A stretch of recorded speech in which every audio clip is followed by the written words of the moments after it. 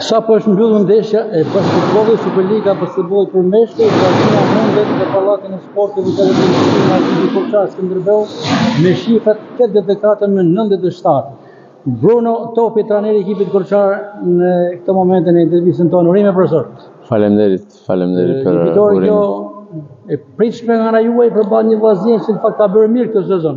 E dinim që do ishte një ndeshje relativisht e fortë, dhe sepse Vllaznia është një ekip shumë i fortë ndër pretendentët për kampion, por e kishim përgatitur jashtëzakonisht mirë këtë ndeshje, duke studiuar të gjithë lojtarët dhe të gjithë ekipin e Vllaznisë, dhe besoj se edhe djemtë tim bën një ndeshje jashtëzakonisht të mirë dhe morën më të mirë nga kjo fushë, dhe ishte një fitore jashtëzakonisht me vlera për ekipin tonë dhe për rrugën drejt play-offit që ne synojmë.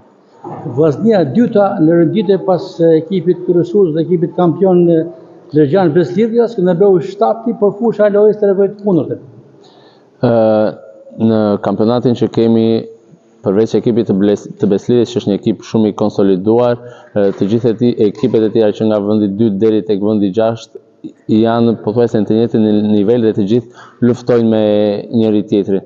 Ne aktualisht me këtë fitore për momentin shkojmë tek vendi 5 dhe luajmë play-off. Shpresojmë që të vazhdojmë edhe me 2 fitore të tjera në ndeshjet që kemi me Flamurtarin dhe Durrësin dhe ta konsolidojmë atë pozicion. Qëllimi jonë dhe objektivi jonë ishte që të shkonim në play-off dhe besoj se me 90% ja kemi arritur.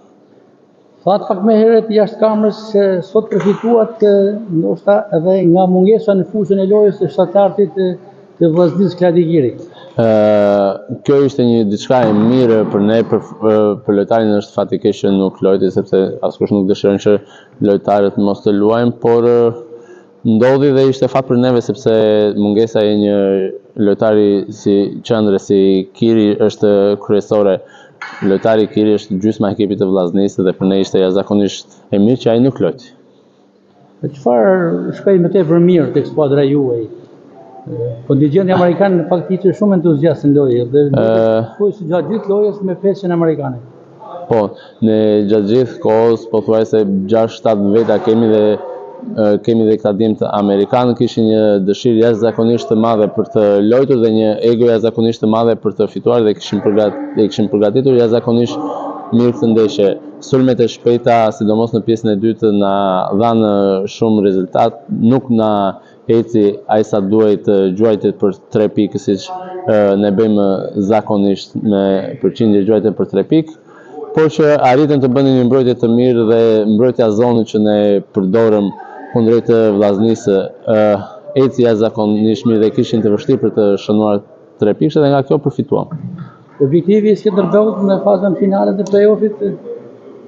Objektivi ishte play-offi. Nëse ne arrim play-off, do t'i marrim ndeshje sikur do i fitojmë të gjitha. Do luajmë për të shkuar në Final Four.